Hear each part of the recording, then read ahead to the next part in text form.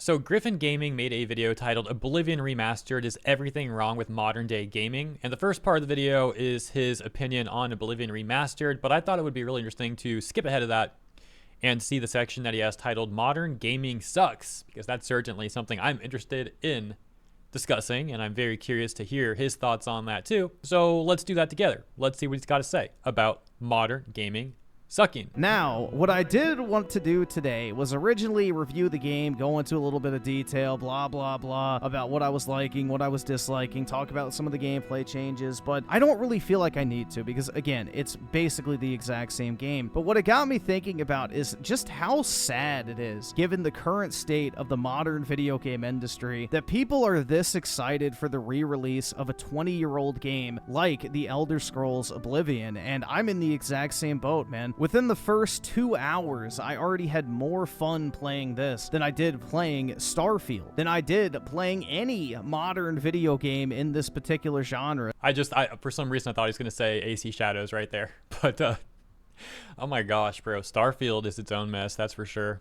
I was actually looking at SteamDB today for Starfield. It has like 2,000 players when I looked at it. Crazy stuff. In this particular genre, especially compared to the most recently released games similar to this, Avowed. Disgusting black creatures, get out of my sight. It's just really sad, the current state of the modern AAA video game industry, that Hey, whatever happened to Avowed anyways? It seems like that game came and went more than AC Shadows even did. Like, I don't see anyone talking about that game. I didn't really see anyone talking about it after its release either. It's like pretty weird. Even Veilguard had like people defending it for weeks and or even like months. But Avowed, which I'm not saying is better or worse than Veilguard, I'm just saying like I don't see anyone talking about that game at all. But there was like quite a bit of discussion leading up to its release and then just like nothing. when a 20-year-old game like this gets remastered, it's probably one of the most significant releases of the year because it just shows you how bad modern video games have really got. Here's a game that's just oozing soul at every opportunity. Sure, the gameplay is not the best. Sure, the voice acting's not the best. I can't really say anything about the music because it probably is some of the best in the history of the video game industry, but even that aspect is kind of blackpilling because Bethesda fired Jeremy Soule off of some fake Me Too allegations that never actually went anywhere, so God only knows what the next Elder Scrolls is going to look, play, and sound like. But overall, man, it just really puts things into perspective that you even have people that never played the original game Oblivion going and playing this remaster and just immediately falling in love with it. It just tells me something's wrong here. It's not just me that's changing. Like, I'll acknowledge I'm an old fuck at this point. I'm 27 years old, which, you know, for YouTube content creation standards is fucking ancient. I'm basically a dinosaur at this point. Old man yelling at the clouds about how video games used to be much better than they are right now. Blah, blah, blah. I've heard it all before. All right, let's pause again really quick because that's another really weird thing about all of this. I've seen plenty of these modern audience types and like gaming circle jerk Redditor types saying that people who have the opinion that games were better before, well, that's like a conservative viewpoint. It's like nostalgia for the past, and this is something that only reactionary chuds do. And they'll be like the biggest bootlickers of modern AAA, accusing people who criticize them for reasons such as their predatory monetization practices, for how they're trying to make quadruple A a thing, for their disingenuous use of DEI policies, which really just come down to them trying to raise their internal ESG score for the sake of venture capital. But hey, once again, if you criticize this stuff, you're just a reactionary chud, or maybe a fascist, or a Nazi, I guess, depending on which one they feel like calling you today. Pick from the above. Blah, blah, blah. I've heard it all before. You just hate everything new. But I think this is proof, man, because I'm loving this game, and people who are way younger than me, who never played even Skyrim before, are loving this game. And that just tells me it's not just me. Something has changed here. The people who hated Starfield, myself included, are absolutely falling in love with this remaster immediately upon playing it because it just has something that almost every other game in this genre and in the AAA video game industry in general, specifically on the Western side, is just lacking. And if you want to call that soul, if you want to call it fun factor, if you want to call it creativity, and whether you just want to call it a sense of exploration, I don't know. It's hard for me to put into words, but when you feel it, man. Well, not to take anything away from the remaster, but I don't think this is the cause of the remaster. You know, I think this is because Oblivion was just a great game, 20-year-old game, and is better than a lot of what's coming out in modern AAA. And Starfield, like it keeps bringing up, is a really good example because it's a perfect showcase of how a lot of the talent at these studios like Bethesda, BioWare, etc., who made their games great in the past, don't seem to be there anymore. These are like studios in name only at this point in time, and they're just making modern AAA slop. And it's just sad that so many of these gaming studios went this direction, but it is what it is. You know, a lot of us have made peace with it by now. We've accepted that.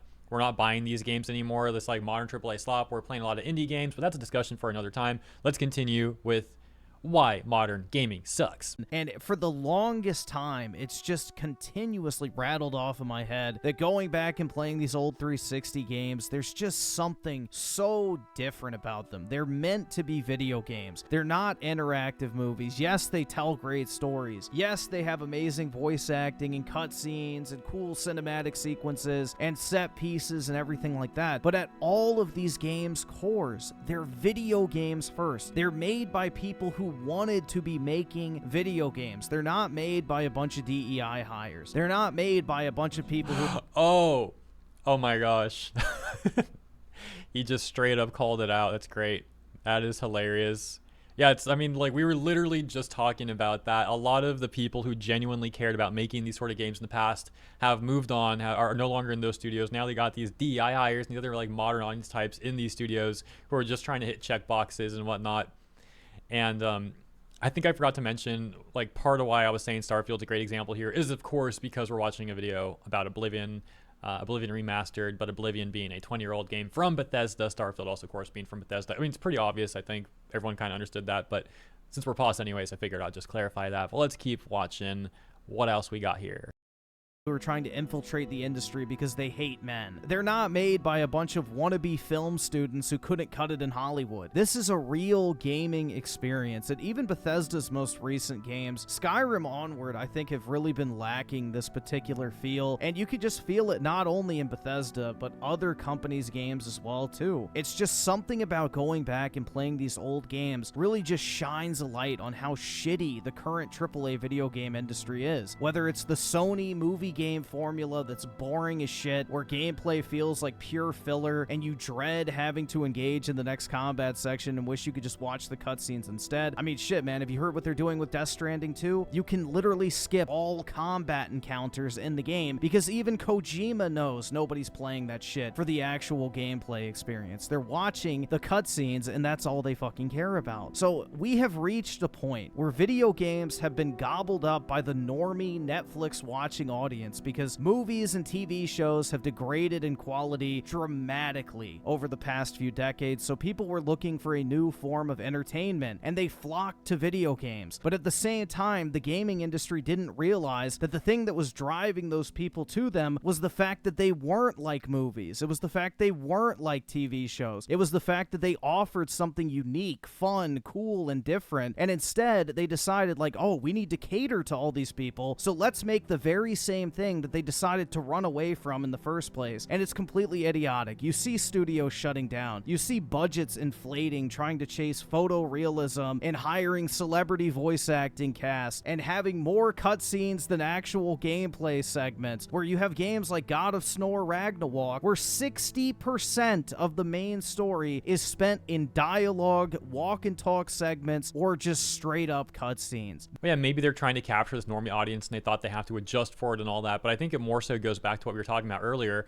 regarding the people that they're hiring and putting in these companies, how a lot of them don't even have a genuine passion for gaming, and also how they're trying to appeal to things like venture capital funds through their ESG score and like DI policies and whatnot. It's a combination of factors, right?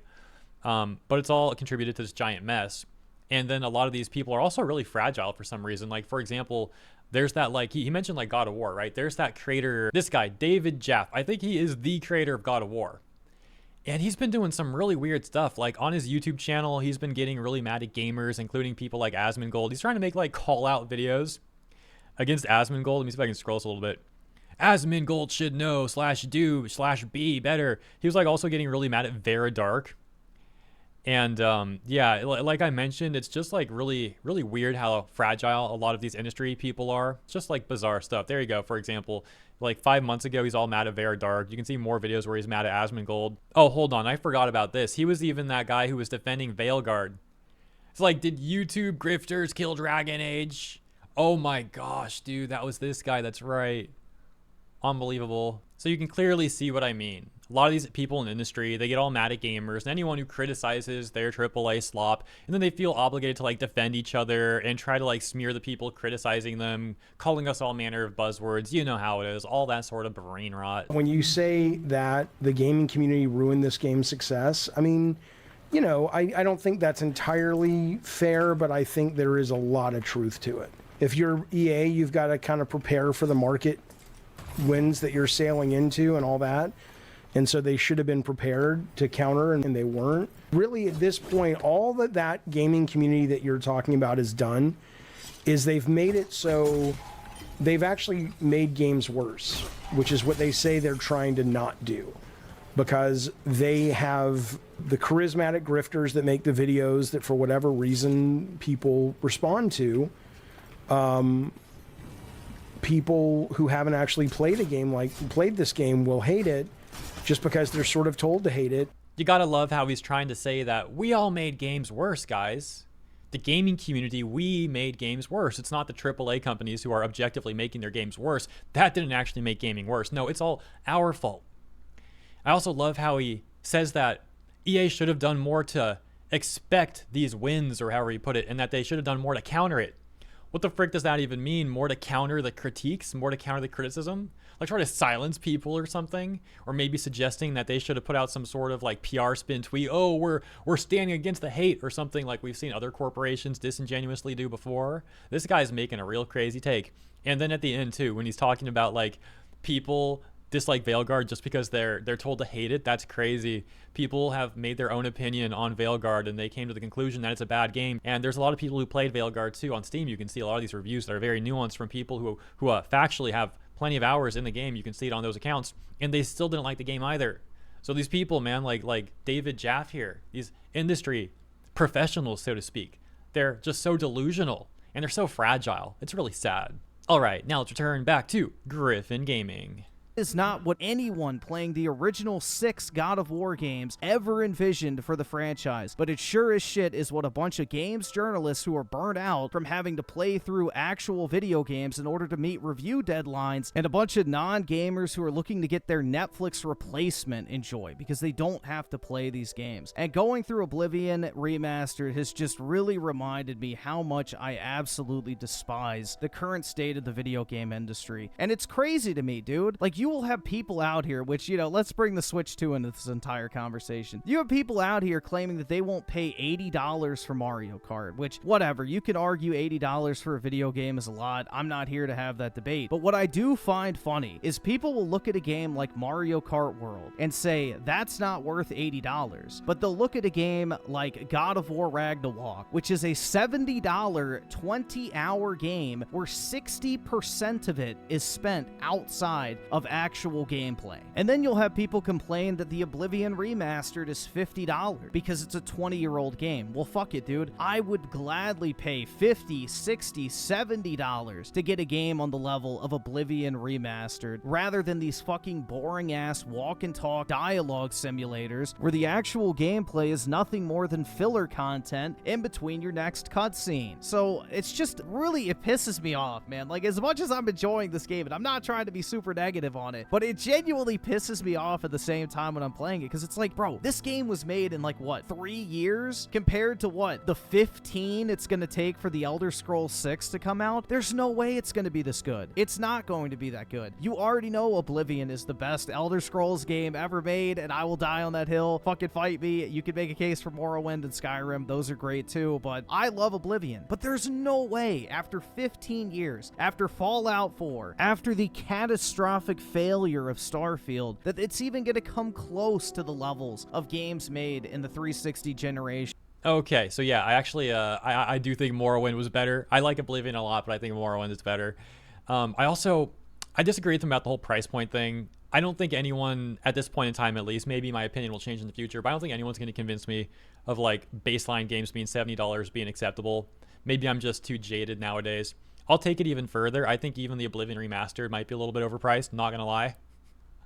Again, I will fully accept that I just might be a bit too jaded about the gaming industry these days, but I do think even that was kind of like a big ask for the price point they put on it. Because look, $50 for a remaster versus $15 for the original, and the original's got so much mod support these days. I don't know, man. 50 might be a bit steep, at least in my opinion, and of course I think a lot of people are going to disagree with me, but hey, that's okay too. No worries. Let's keep on going. Have no talent left in the video game industry, and it shows, man. People are more excited about these old games getting remastered than the new games from the exact same studios and the exact same franchises. And honestly, that is probably the biggest black pill that I can actually think of when it comes to the modern video game industry. We are now in a state like modern Disney, where game studios exist to rehash the shit that you loved in the past because they have no creativity. They have no talent. They don't know how to create, so instead, they'll just continue to rehash the same shit over and over and over again, and when they do decide to make something new, it ends up being a catastrophic failure, which forces their decision to go back and just keep redoing the same shit over and over and over again. Now, this is mostly just a Western video game phenomena. You know, for the most part, the Japanese studios are still doing their thing, but even companies like Capcom are leaning heavily into repackaging nostalgia. We have Square Enix, which is guilty of the exact same thing. As much as I absolutely love Final Fantasy VII Rebirth, why is it that Final Fantasy XVI isn't striking that same chord with me in terms of just overall enjoyability? I think there genuinely is a problem in the AAA video game industry. We're missing the point at what makes a game a video game, and that should be, at its core, the fun factor of the actual gameplay itself. People who say things like, you know, we don't use